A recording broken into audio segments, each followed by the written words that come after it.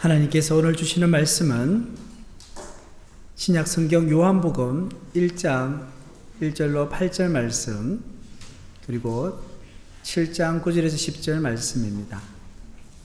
요한계시록 1장 1절로 8절 말씀, 요한계시록 1장 1절에서 8절 말씀 먼저 읽겠습니다. 제가 먼저 봉독하겠습니다. 예수 그리스도의 계시라. 이는 하나님이 그에게 주사 반드시 속히 일어날 일들을 그 종들에게 보이시려고 그의 천사를 그 종 요한에게 보내어 알게 하신 것이라. 요한은 하나님의 말씀과 예수 그리스도의 이름으로 곧 자기가 온 것을 다 전하였느니라. 이 예언의 말씀을 읽는 자와 듣는 자와 그 가운데 기록한 것을 지키는 자는 복이 있나니 때가 가까움이라.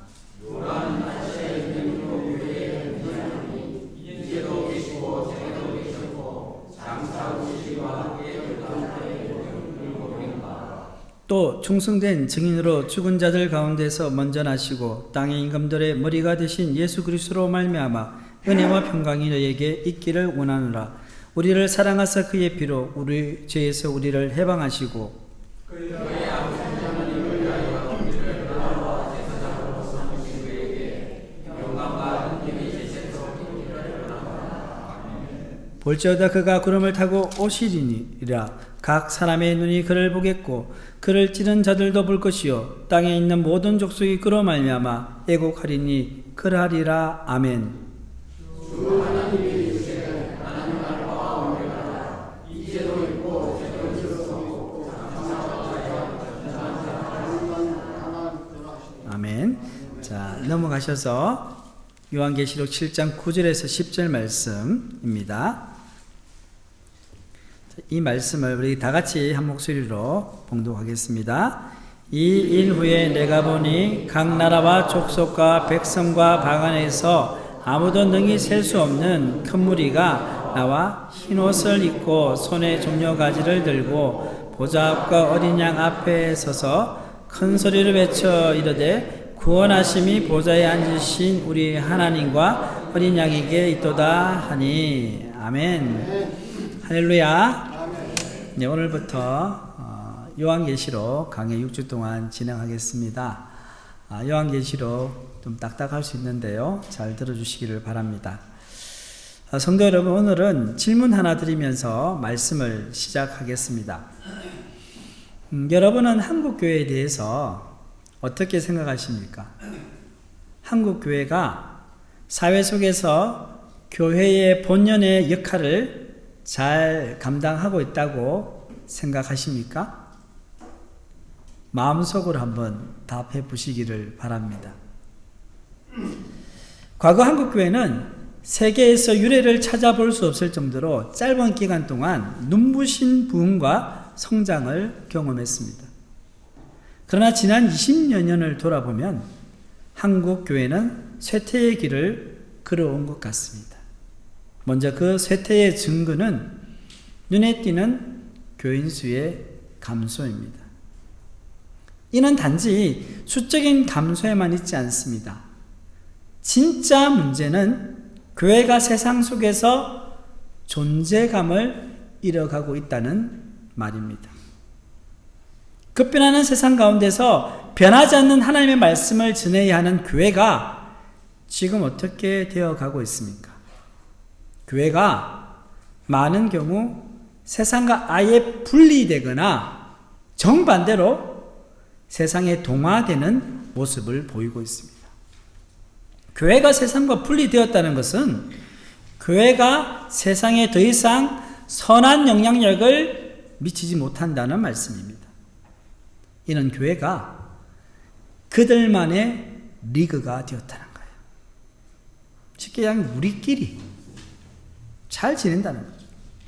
이에 대해서 세상 사람들은요, 교회 내부에서 사용되는 언어, 행동, 사고 방식이 세상과 너무 동떨어져 있어 일반인이 접근하거나 공감하기 어렵다고 비판합니다. 그리고 세상과의 대화보다는 교회 내부 성장과 자기 교인 돌보는 일에 치우쳤다고 비판합니다. 또한 교회가 세상에 동화되었다는 것은 무슨 말일까요? 그것은 교회 안에서 세상적 가치와 힘의 논리가 작용한다는 말입니다. 이는 교회가 성도를 섬김의 주체가 아니라 소비자로 대하면서 지나치게 그들의 욕구와 기호를 맞추는 데 힘을 쏟는 경향에서 나타납니다. 또한 교회 성장주의와 시장놀이를 수용하여 복음의 가치에서 멀어지는 모습이 나타납니다. 성도 여러분, 우리 한국교회가 왜 이렇게 되었습니까? 그것은 교회가 본래의 정체성에서 멀어졌기 때문입니다. 교회의 정체성이 무엇입니까? 세상과 분리되거나 세상에 동화되지 않으면서 세상 속에서 예수님을 따르며 그분을 증언하는 것입니다. 이것을 다른 말로 하면 교회가 세상을 향한 선교적 사명을 다하는 것입니다. 우리 교회의 비전이 무엇입니까? 여기 나와 있죠? 사귐의 공동체와 선교적 공동체로 비상하는 교회입니다. 교회는 선교적 공동체로 세상에 보냄을 받았습니다.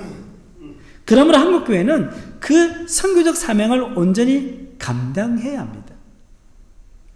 제가 지금 이 말씀을 드리니까 어떤 분은 이런 질문을 하실 거예요. 목사님, 그동안 한국교회가 얼마나 선교적 사명을 잘 감당했는데요. 그렇죠. 선교적 사명을 잘 감당해 왔습니다. 그런데 안타깝게도 하나님께서 본래 뜻하신 선교적 사명을 잘 감당하는 데는 부족한 점이 많습니다. 교회가 국내 선교, 국제 선교를 열심히 해서 가시적인 열매를 많이 맺은 것은 부인할 수 없는 사실입니다. 그렇지만 교회가 사회적 신뢰도, 교회의 사회적 신뢰도가 떨어지고 급기야 지탄받는 이유는 무엇일까요? 그것은 교회가 세상 속에서 선교사적 삶을 살지 못했기 때문입니다. 이것은 다르게 말하면 성도 한 사람 한 사람이 일상생활 속에서 예수님을 닮아가는데 많이 부족했다는 의미입니다. 왜 이렇게 되었습니까? 여러 가지 이유가 있겠지만 무엇보다도 선교에 대한 성경적 이해가 협소하고 왜곡되었기 때문입니다. 성도 여러분, 이 성경에는 하나님의 선교에 대한 거대한 이야기가 담겨져 있어요. 여러분, 성경이 아주 두껍고 많은 책들로 구성되어 있는데 무슨 말씀이 있을까 우리는 생각하잖아요. 그런데 한마디로 이야기한다면 하나님의 선교 이야기가 담겨져 있어요. 여러분, 대하 드라마라는 말 알죠? 그죠? 그러니까 창세기부터 요한계시록까지의 이 내용은요, 이 성경의 대하 드라마예요. 그 대하 드라마의 주제가 뭐냐? 하나님의 선교입니다. 그래서 우리가 성경을 읽을 때 선교적인 관점으로 읽는 것이 중요합니다. 하나님의 선교라는 시각으로 성경을 이해하는 것이 건강한 성경적 관점입니다. 이것은 성경 읽기에서 전통적으로 가지고 온 구속사적 관점의 확장이라고 말씀드릴 수 있습니다. 성경 읽기는 크게 두 가지로 볼 수 있는데요. 구속사적 관점, 선교적 관점이 있습니다. 구속사적 관점은요, 성경을 하나님의 구원 이야기로 읽는 좋은 신앙 유산입니다. 하나님께서 어떻게 우리를 구원하시는지 그 관점으로 성경을 쭉 읽어보는 거예요. 예수님의 십자가와 부활이라는 사건을 중심으로 성경 전체의 이야기의 흐름을 이해하는 것입니다. 구속사적 관점에서 하나님은 어떤 하나님이십니까?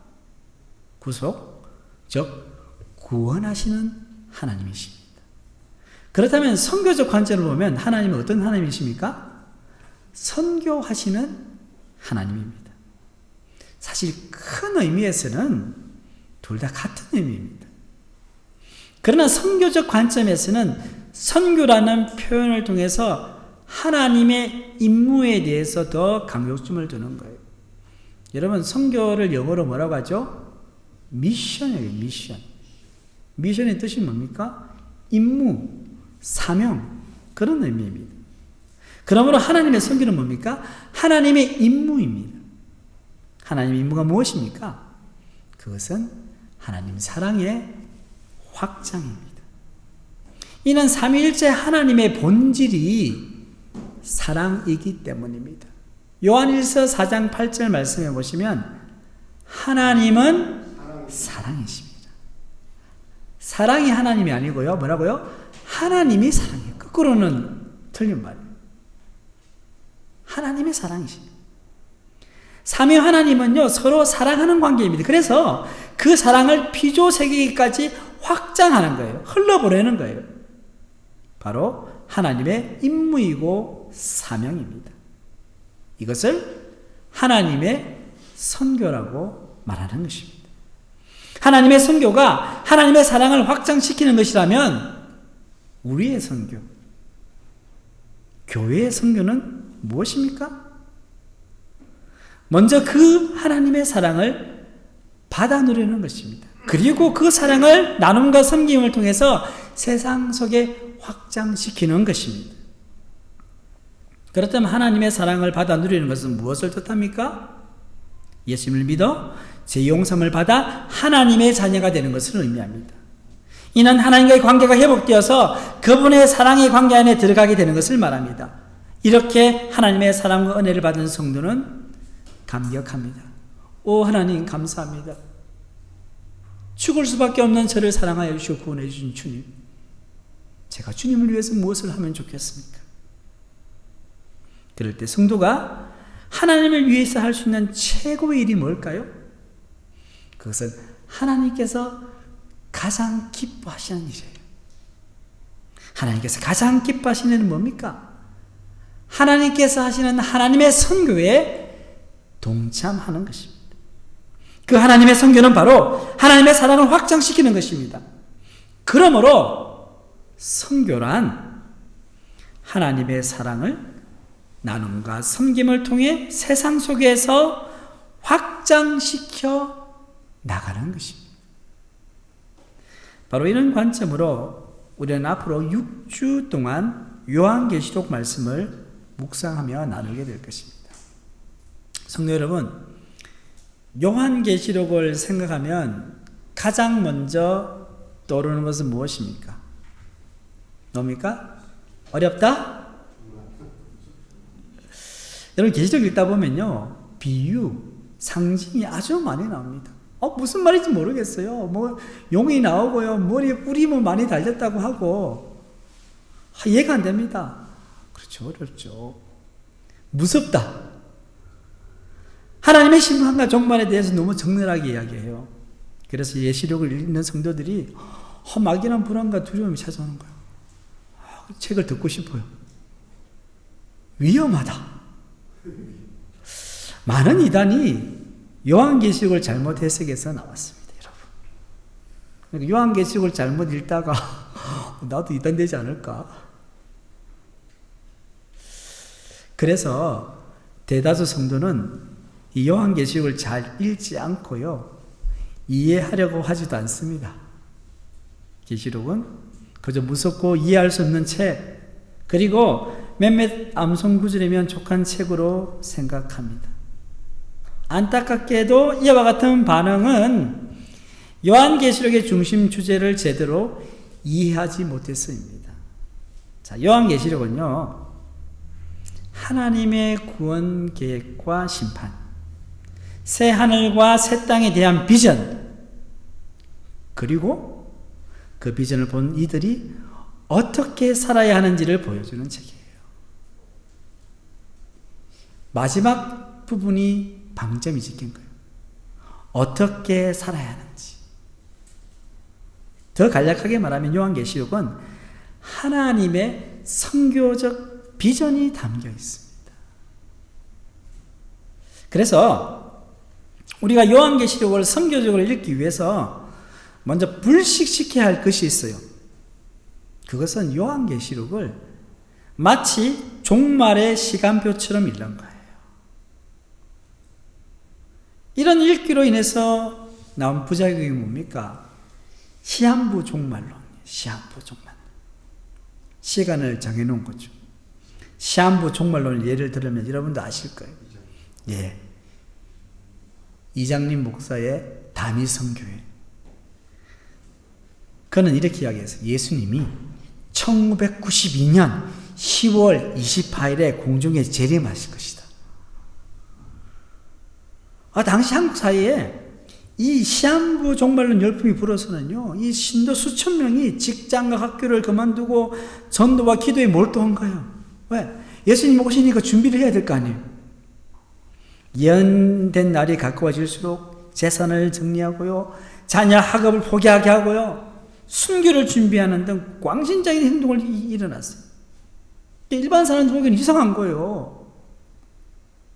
자, 10월 28일이 되었어요. 아무 일도 일어나지 않았습니다. 이후에 다미성교회 이장림 목사는요, 사기 및 불법 모금으로 형사처벌을 받았어요.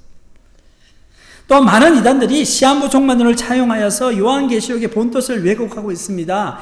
이단들은 계시록을 가지고 거짓 교리를 만들어서 사람들을 미혹합니다. 어떤 사이비 교주는요, 자신을 계시록에 있는 7영으로 온 성령이라고, 구름 타고 내려온 재림주라고 합니다. 자신의 교리를 믿는 사람들의 수가 14만 4천 명이 되면 예수님이 재림하셔서 새로운 세계가 열린다고 합니다. 이렇게 정통교회에서 들을 수 없는 거짓 해석으로 사람들의 마음을 빼앗습니다. 여러분 그렇잖아요. 요한계시록에 대해 잘 모르니까 덮어버렸는데, 아니 어디선가 요한계시록 줄줄 풀어주는 거예요. 신천지 이단이 바로 여기에 속합니다. 그러면 우리는 요한계시록을 어떻게 읽으면 좋을까요?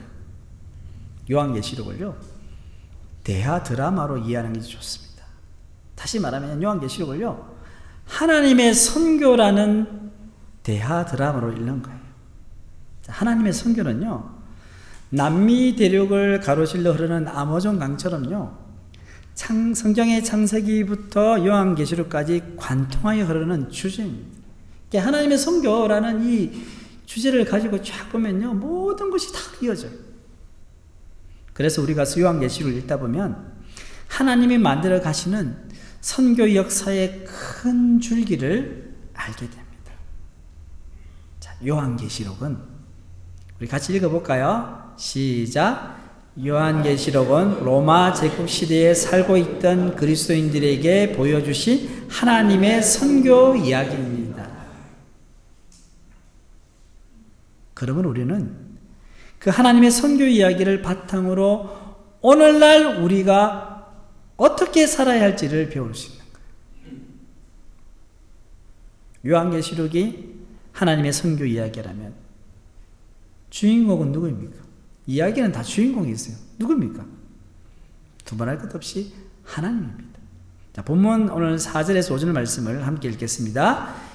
요한은 아시아에 있는 7교회에 편지하노니 이제도 계시고 전에도 계셨고 장차 오실 이유와 그의 보좌 앞에 있는 7영과 충성된 정인으로 죽은 자들 가운데서 먼저 나시고 땅의 임금들의 머리가 되신 예수 그리스도로 말미암아 은혜와 평강이 너희에게 있기를 원하노라. 아멘.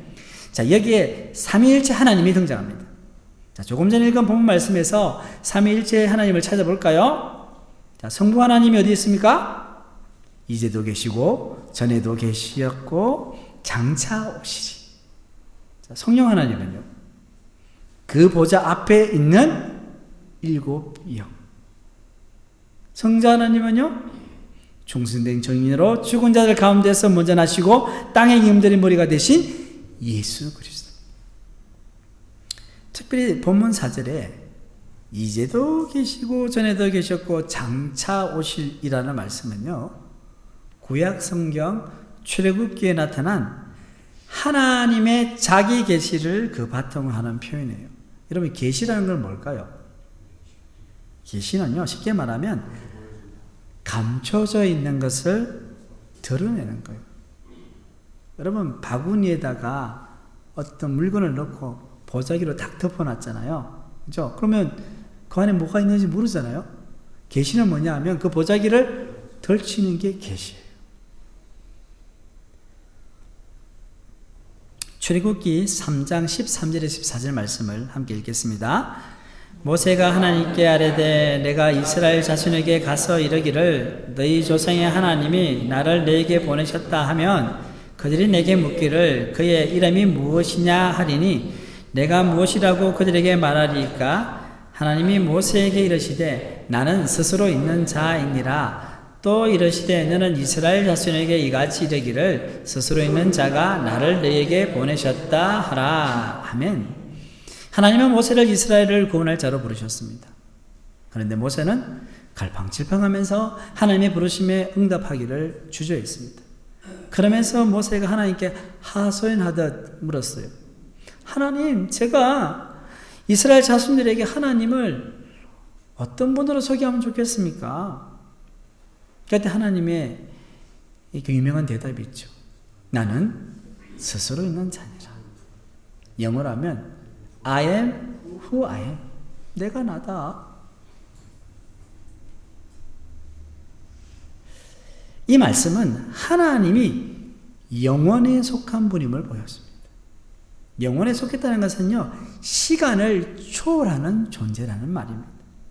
그래서 이제도 전에도 계시고 장차 오실 분으로 하나님을 소개합니다. 즉 하나님은요, 현재와 과거와 미래를 초월하시는 영원하신 존재라는 말씀입니다.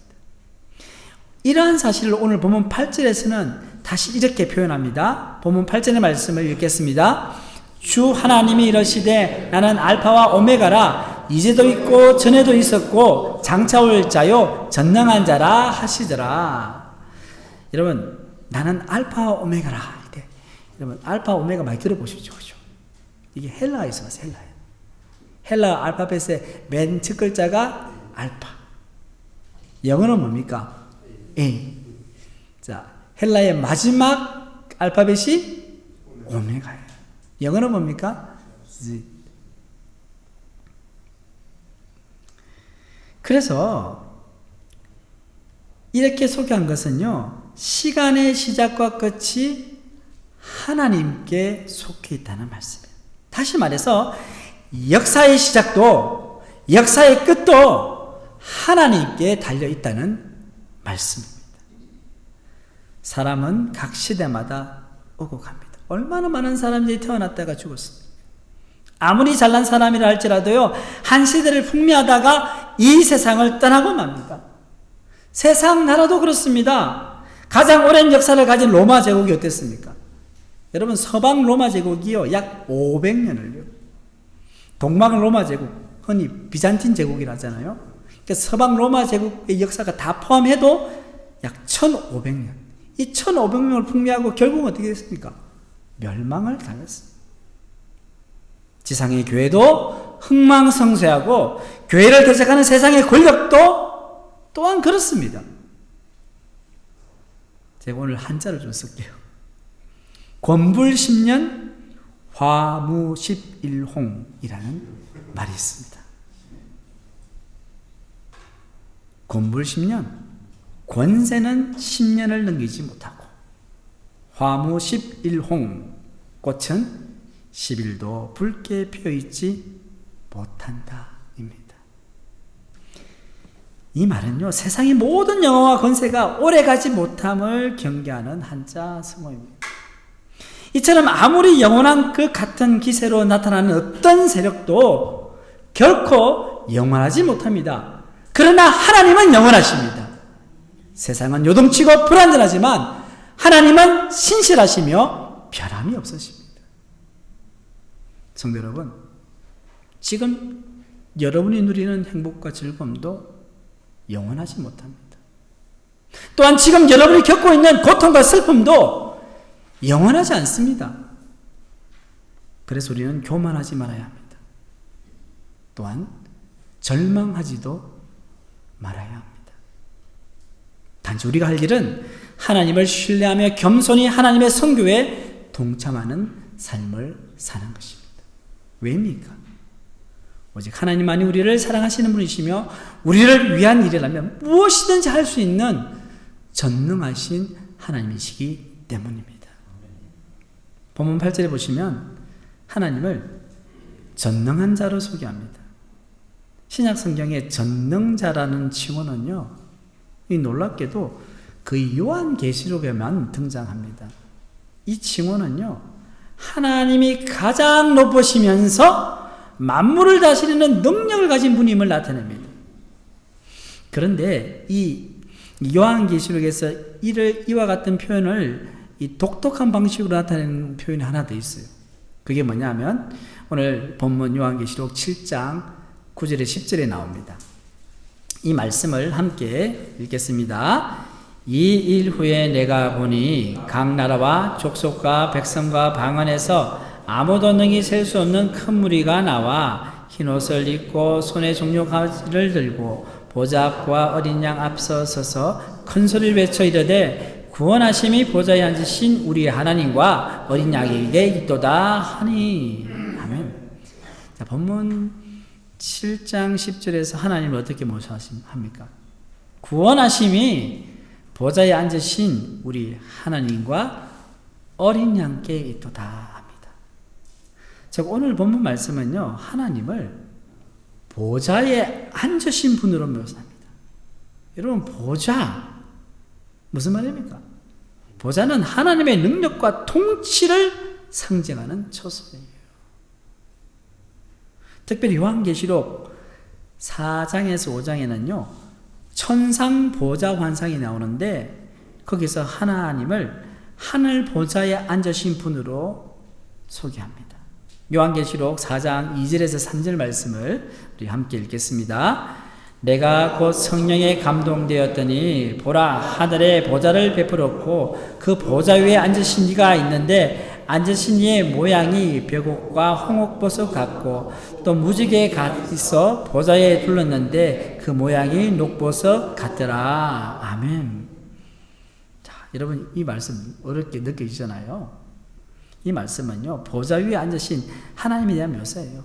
굉장히 화려하고 위엄이 있어 보입니다.